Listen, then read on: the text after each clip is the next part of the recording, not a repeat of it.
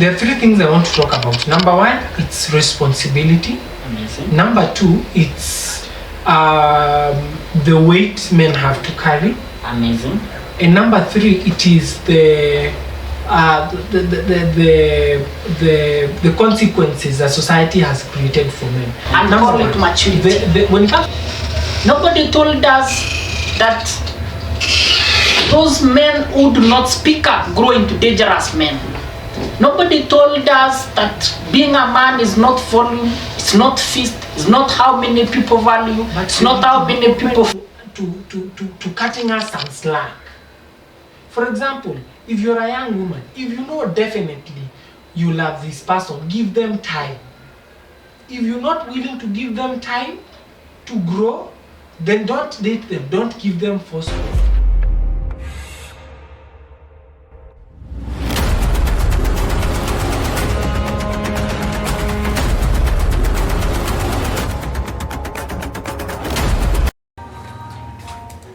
Amazing. They told us that being a man meant swallowing pain like it's water. It means that silence is strength and emotions are weakness in disguise. They told us that don't cry, so we learn to bleed from inside and call it maturity. Nobody told us that those men who do not speak up grow into dangerous men. Nobody told us that being a man is not volume, it's not fist, it's not how many people value, it's not how many people fear you, it's not the number of men, of women you can silence, it's actually the ability to take responsibilities when excuses are easier and to stand up and admit that I need to change. I believe being a man is the daily decision to have integrity when nobody is watching. I believe a man should be actually involved, active listening. A man should listen without preparing any defense. A man should apologize when he makes a mistake without adding explanations. A man is teachable.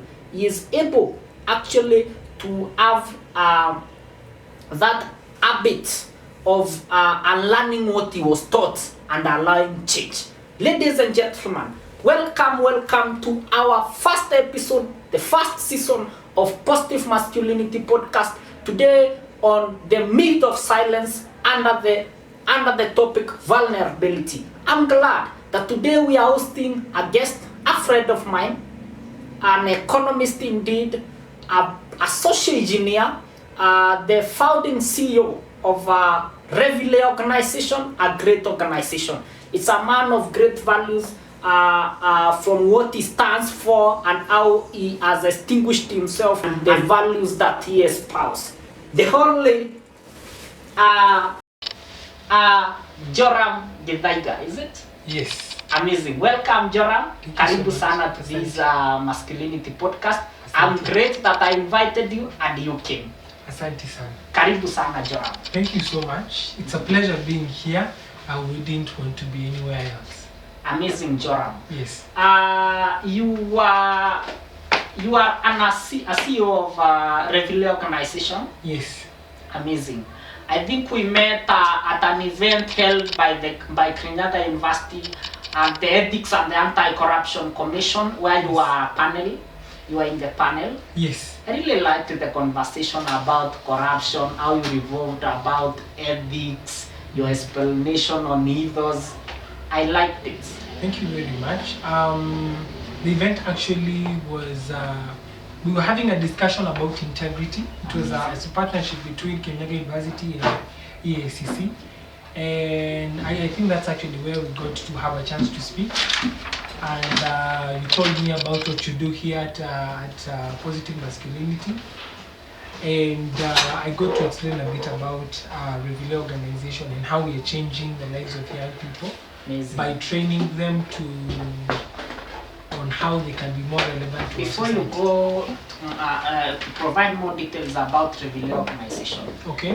I just explain Revile. Revile, why the word? Yeah. Okay, the word réveiller has been borrowed from the word réveiller, Amazing. which is French for to wake up. Amazing. But the philosophical sense of the word is an awakening. So awakening in the sense of you're awakening to truth, you're awakening to a more profound view of the world. And that's why we borrowed the word. Because our slogan at Revile is the enlightenment of a generation. Interesting. Yes. What do you do at Revile? What we do at Revile is we simply create a platform for young people to learn through training Wow. sessions. So we train them how to build brands, we train them how they can convert their skills and talents into something that can be monetized. Mm-hmm. We train them on how to communicate better, how to approach situations better. So yeah, it's a lot. Exactly. I am a witness of that. I have been joining your public debate forum every Saturday, and Yes. I can say for sure I've really learned from it. You see those interesting conversation about finance, interesting conversation about financial mentality, Yes. how to chase goals in an untiring determination. And the speakers, you tend to be a very connected guy.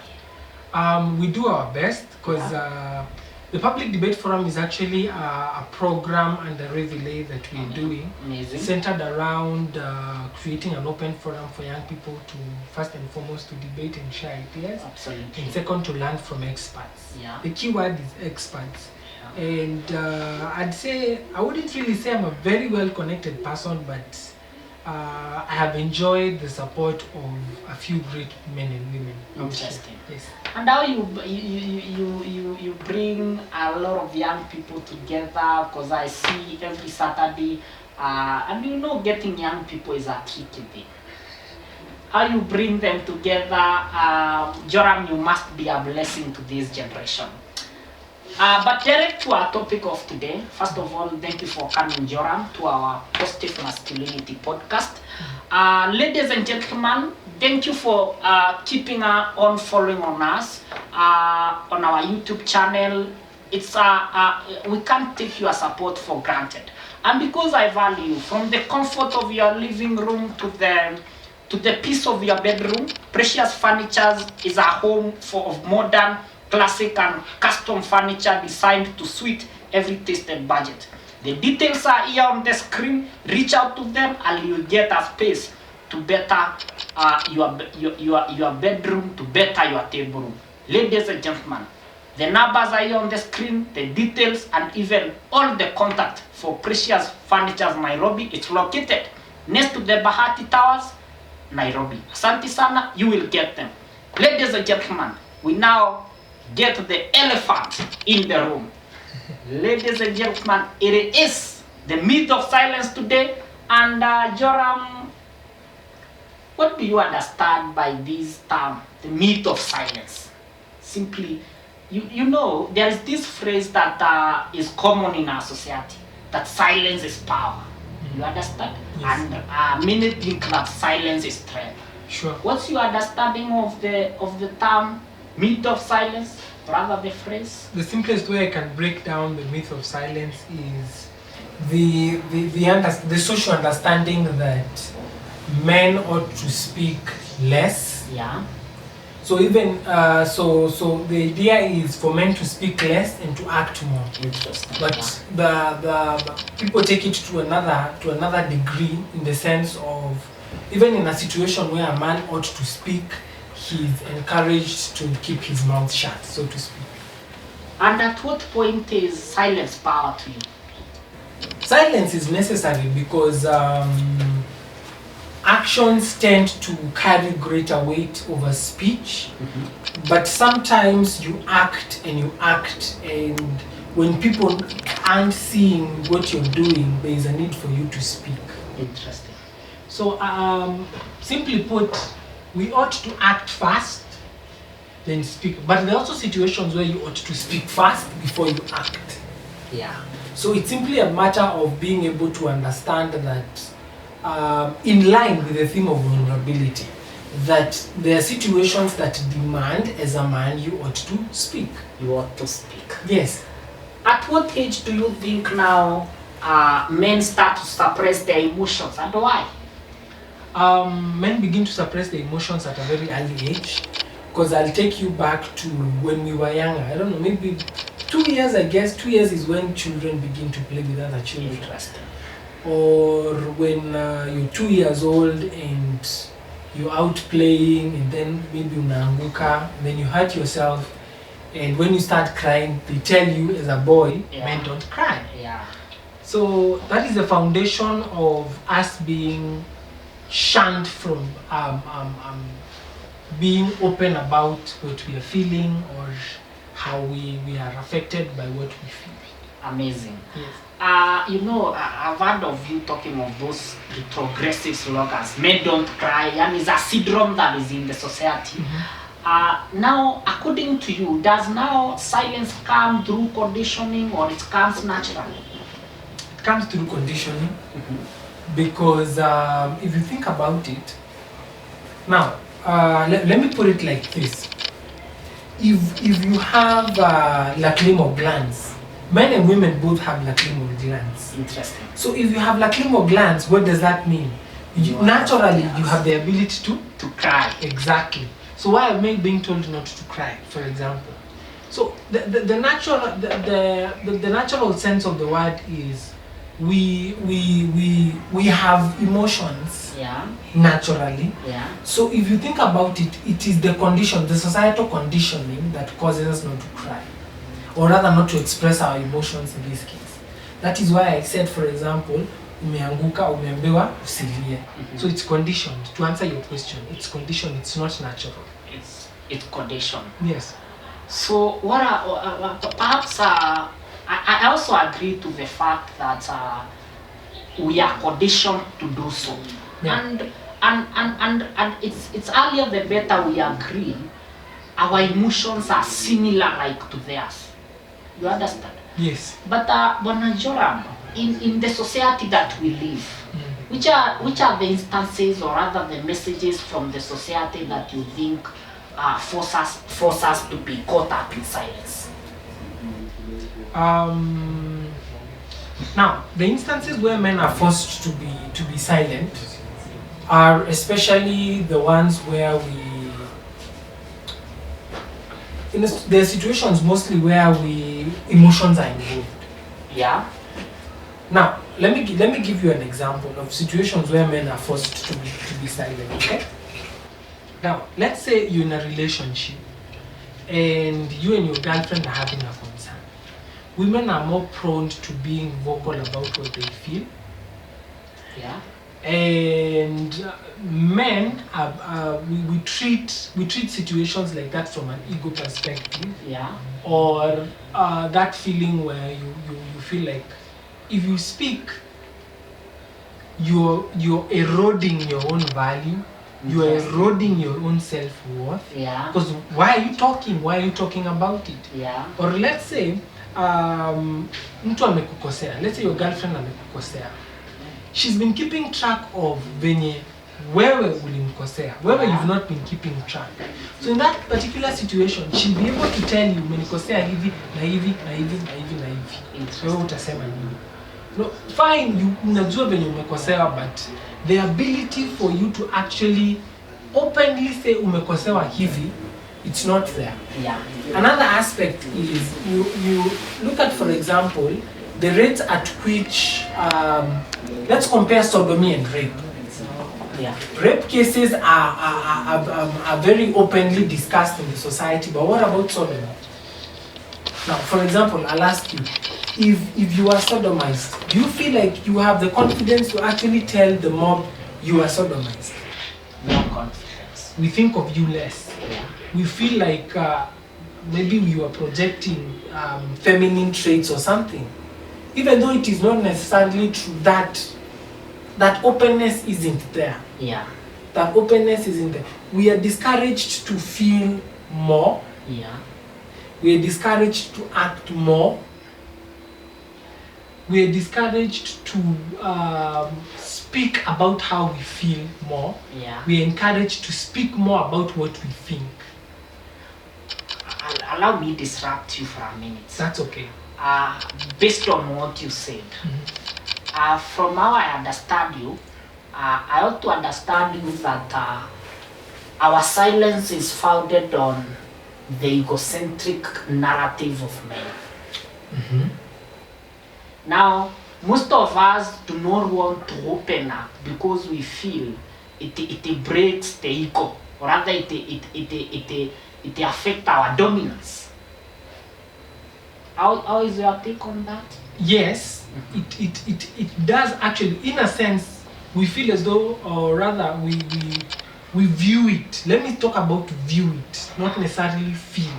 We view it from a point of it infringes our natural state. Because you see, that conditioning becomes what we define as natural. Exactly. The conditioning we were discussing. Yeah. So now, the minute that conditioning becomes our natural state, Yeah. it by definition in our minds becomes a natural law that governs how we approach situations. Exactly. So in situations, you find that becomes by definition our default to how we approach that situation. Yeah. So now you realize that there is the proper way to do it, but we don't know it is proper. Interesting. So like a situation where for example, you have a problem with how do I put it? Maybe you have a problem with the way your girlfriend dresses. Exactly. Because she's more vocal, she'll defend the way she dresses more. You will feel the need not to talk about it, and then you will feel like if you address it, it's like you are less. Even though it is something you ought to address, because if you don't address it, you're not communicating in that relationship. Yeah. So it's like you said, we need to reevaluate how to approach situations, and we need to reevaluate what is right. Interesting. Yes. If you look at statistics of late, the rate at which the suicide rate to men are particularly and significantly higher compared to those of women. Look at even cases of men being involved in drug and substance abuse as a result of depression, you see, is increasingly higher. Yes. Maybe you have been in the psychology sector, you understand that, and yes. Maybe you have interacted with the youth. As a social engineer, yes. you must have interacted with them, and you understand the conscience of the facts. Yes. My question is, what do you think silence, what's the effect of this now silence? Okay. To men themselves and even to the society, because men being silent, it does not only affect men, but it affects those who are close to them, it affects their families, and it affects even their future. Okay. There are three things I want to talk about. Number one, it's responsibility. Amazing. Number two, it's the weight men have to carry. Amazing. And number three, it is the consequences that society has created for men. Number one, when it comes to responsibility, the definition of the responsibility of a man has changed. It's no longer about provision. Women can provide as well. We're seeing women in the working sector. So what defines a man isn't that anymore. Yeah. So that has created a confusion. It has created confusion because now a man is thinking to himself, okay, I grew up watching my dad provide, that's what he did. And now your society is telling you that's not what you need to do. So we need to, as men, be able to understand that's one of the effects rather. And so the solution is we need to understand that those definitions are changing. Interesting. And we need to be okay with them changing. And we need to approach them by creating a new level. Yeah. The level initially was being in the workforce, being able to provide for your family. Women can do that now. So how do we go the extra mile? We balance between provision and presence, especially being present, being more emotionally mature, thinking from a superior mental level. You see all those things. Yeah. So we need to create a new standard. Okay? Because now the old standard, women have already matched that level. So that we have a level of relevance. The other element was I talked about the consequences by which men have to, the consequences of the whole system in this sense. Now, today, if your girlfriend slaps you, it's not a big deal. But if you slap your girlfriend, it's a big deal. Interesting. Yeah, exactly. It's a big deal. So the weight, rather, actually, what the point was the weight. The point was the weight. The weight is significantly greater if you forcefully grab a woman's hand. The consequences are dire as compared to if she grabs your hand forcefully. Interesting. So young men need to understand, or rather, that's another effect as to why young men are committing suicide so much. Because you make a mistake, fine, it's still a mistake. Because you see now, if you slap your girlfriend, it's still a mistake. It's a mistake nonetheless. But we are made to feel as though you what you've done is sacrilege. Absolutely. Ladies and gentlemen, it's interesting. The myth of silence, actually today we are nailing it. Bwana Jora. Finally, allow me. Finally, society. You see, when it comes to how we are raised, our fathers need to step up more, because they need to tell us the way they grew up and the way we are growing, there is a big difference. Interesting. And our mothers need to support us more. Interesting.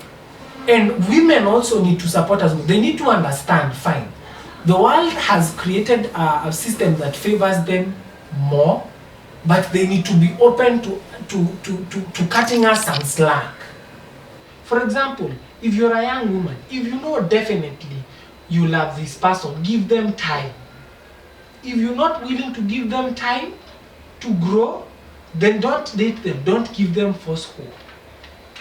Another thing, yes, young men, the society is changing. Let's not fight it by being aggressive. Interesting. Or by turning against women.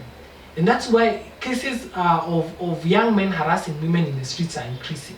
It's because we are fighting these social changes, and we ought not to be fighting them. We need to be opening our hearts, our minds more to being comfortable with those changes, and simply put, adapting to become better for those conditions, so to speak. Yes. Interesting, Joram.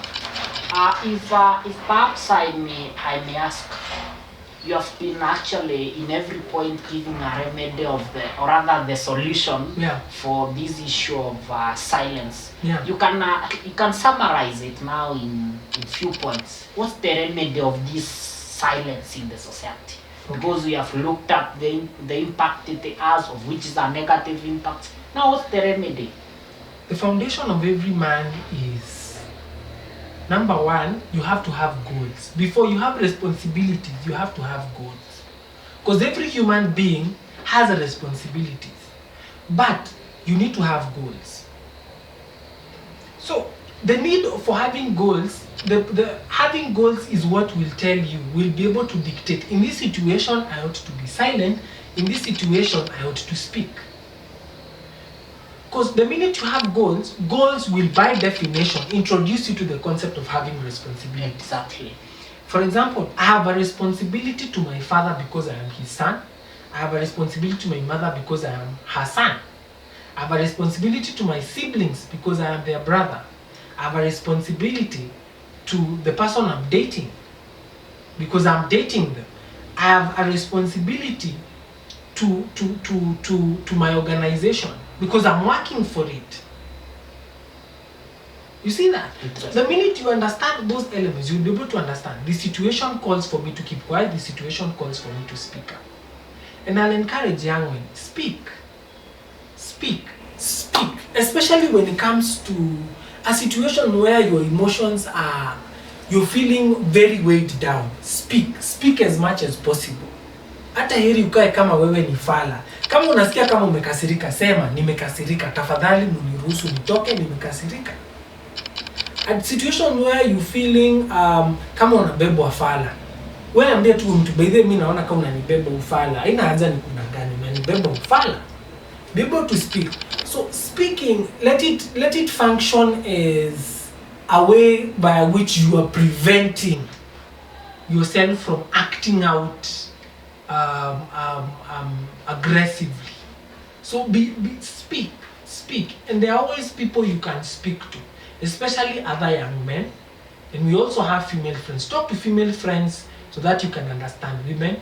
Talk to other young men so that you can understand how, as a young man, you ought to act. And finally, as a man, you are expected to understand one thing: you are a symbol of strength. So feeling things and addressing how you feel is part of that responsibility of strength.